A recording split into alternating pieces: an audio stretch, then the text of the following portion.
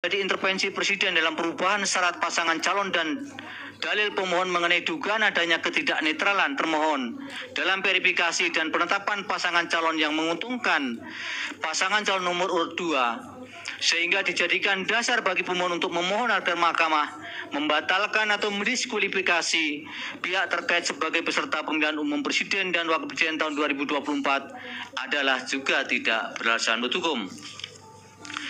Dalil tentang Presiden Joko Widodo melakukan abuse of power dalam bentuk memanfaatkan anggaran pendapatan dan belanja negara atau APBN untuk menjalankan program bantuan sosial yang dipolitisasi dengan tujuan mempengaruhi pemilih untuk pemilihan pasangan calon presiden dan wakil presiden nomor 2 tidak beralasan menurut hukum.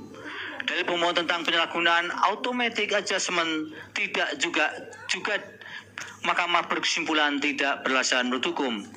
Dalil pemohon mengenai peningkatan pesat pembagian bansos di masa pemilu presiden dan wakil presiden tahun 2024, Mahkamah juga berkesimpulan yang sama sebagaimana di permohonan nomor 1 tidak beralasan menurut hukum. Demikian juga dalil pemohon perihal dengan politisasi yang dilakukan Menteri Perdagangan Zulkifli Hasan dan kemudian terjadinya politisasi pembagian bansos secara masif di seluruh penjuru Indonesia selama periode pemilu presiden dan wakil presiden tahun 2024, Mahkamah juga berkesimpulan tidak beralasan menurut hukum. Dalil pemohon juga mendalilkan Presiden Jokowi menginstruksikan percepatan pencarian dana bantuan bansos agar bertepatan dengan proses pemilu presiden dan wakil presiden tahun 2024 berupa bantuan dampak fenomena El Nino mulai Januari 2024. Mahkamah berkesimpulan juga tidak beralasan menurut hukum. Sementara itu yang terakhir berkaitan dengan penjangkaran atau anchoring ide di masyarakat melalui program bansos pada pasangan calon nomor 2 atau pihak terkait adalah pasangan calon yang didukung oleh Presiden Jokowi juga tidak beralasan menurut hukum. Menimbang bahwa selanjutnya pemohon mendalilkan nepotisme yang dilakukan oleh pemohon Jokowi dan melahirkan abuse of power yang terkoordinasi melalui Kementerian Negara dan Pemerintah Daerah, Aparat Keamanan dan Kepolisian Negara Republik Indonesia, dan Tentara Nasional Indonesia, aparatur desa, serta organisasi atau asosiasi tingkat nasional dan daerah terhadap dalil pemohon aku sebelum Mahkamah mempertimbangkan lebih lanjut masing-masing uraian peristiwa atau kejadian yang dijadikan dasar argumentasi oleh pemohon. Mahkamah berpendapat dalil-dalil pemohon aku adalah tidak beralasan menurut hukum. Berkenaan dengan dalil terkait abuse of power, baik di tingkat pemerintah pusat, pemerintah daerah, dan pemerintah desa yang melibatkan pejabat dan ASN di Kementerian Negara, Kementerian Pusat dan pemerintah pusat, pemerintah daerah, Aparat Keamanan dan Polri dan TNI, aparatur desa serta organisasi atau asosiasi tingkat nasional dan daerah dalam bentuk memberikan dukungan dan keperpihakan dengan tujuan memenangkan pasangan calon nomor 2, Mahkamah tidak memiliki keyakinan adanya pelanggaran pemilu dalam kegiatan dimaksud serta korelasinya dengan perolehan suara salah satu pasangan calon sehingga Mahkamah tidak mempertimbangkan lebih lanjut. Berdasarkan pertimbangan hukum di atas, Mahkamah berpendapat dalil-dalil pemohon aku adalah tidak beralasan menurut hukum. Berdasarkan uraian pertimbangan hukum tersebut di atas, dalil-dalil pemohon berkenaan dengan nepotisme yang dilakukan oleh Presiden Joko Widodo dan melahirkan abuse of power yang terordinasi dengan tujuan memenangkan pasangan calon nomor 2 dalam satu putaran pada pemerintah pusat dan seterusnya adalah tidak beralasan menurut hukum. Menimbang bahwa selanjutnya berkaitan dengan pelanggaran prosedur pemilihan umum. Dalil mengenai siaran pers aku berkaitan dengan siaran pers yang disampaikan oleh Bawaslu. Dalam perspektif ini atau konteks ini, dalil mengenai siaran pers aku bukan merupakan persoalan yang harus dipermasalahkan lagi karena sepenuhnya merupakan tanggung jawab Bawaslu dan sebagian besar telah ditindaklanjuti. Berdasarkan uraian pertimbangan hukum, menurut Mahkamah, dalil-dalil pemohon mengenai adanya pelanggaran prosedur pemilu adalah tidak beralasan menurut hukum untuk seluruhnya.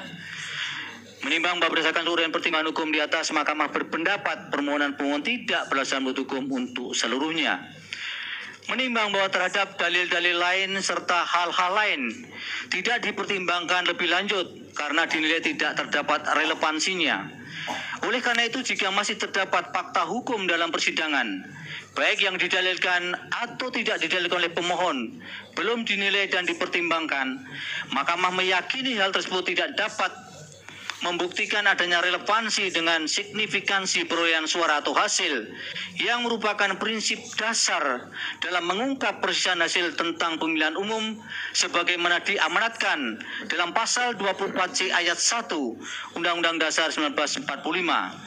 Dengan demikian, putusan yang dijatuhkan Mahkamah Aku adalah putusan yang dipandang telah tepat berdasarkan bukti-bukti dan fakta hukum dalam persidangan dan telah memenuhi prinsip-prinsip hukum dan keadilan sebagaimana dimaksud dalam pasal 24 ayat 1 Undang-Undang Dasar 1945.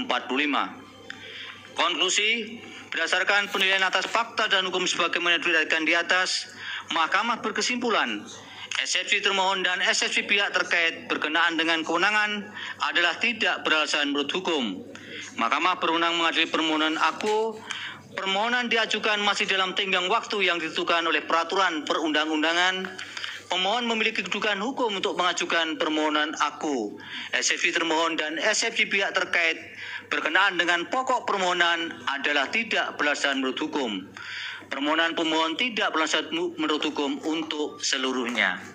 Berdasarkan Undang-Undang Dasar Negara Republik Indonesia tahun 1945, Undang-Undang Nomor 24 tahun 2003 tentang Mahkamah Konstitusi, sebagaimana telah diubah terakhir dengan Undang-Undang Nomor 7 tahun 2020 dan seterusnya dianggap dibacakan, amar putusan mengadili dalam eksepsi, menolak eksepsi termohon dan eksepsi pihak terkait untuk seluruhnya.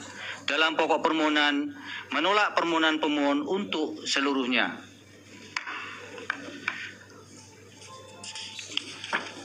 Pendapat berbeda terhadap putusan Mahkamah Konstitusi Aku.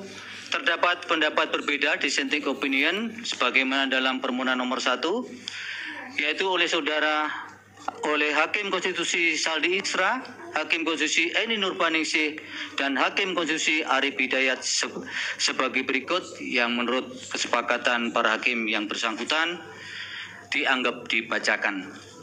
Demikianlah diputus dalam rapat permusyawaratan hakim oleh 8 hakim konstitusi, yaitu Soeharto selaku ketua merangkap anggota, Saldi Isra, Arif Hidayat, Eni Nurbaningsih, Daniel Semik Pepoe, M. Guntur Hamzah, Ridwan Mansur, dan Arsul Sani, masing-masing sebagai anggota, pada hari Rabu tanggal 17 bulan April tahun 2024 yang diucapkan dalam sidang pleno Mahkamah Konstitusi terbuka untuk umum pada hari Senin tanggal 22 bulan April tahun 2024 selesai diucapkan pukul 15:11 waktu Indonesia Barat oleh 8 hakim tersebut dengan dibantu Eri Satria Pamungkas, Anak Agung Dian Onita, Radian Primanugraha, Sepri Purkonata Tarigan, Hani Adani, Ria Indriani, Wilma Silalahi, Nur Lydia Stefani Hikmah, Siska Yosepin Sirait, Penny Tripurnamasari, Akmari Narasika, dan Mukhtar Hati Saputra.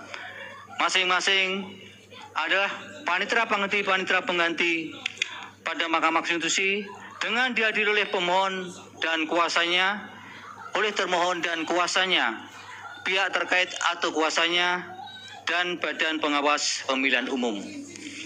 Demikian putusan yang diucapkan oleh Mahkamah pada hari ini untuk perkara nomor 1 dan nomor 2. Untuk salinan putusan akan dikirim oleh Mahkamah setelah putusan ini diucapkan atau selambat-lambatnya 2 hari kerja setelah putusan ini diucapkan. Demikian, terima kasih kepada semua pihak atas perhatiannya. Dengan demikian, sidang selesai dan ditutup.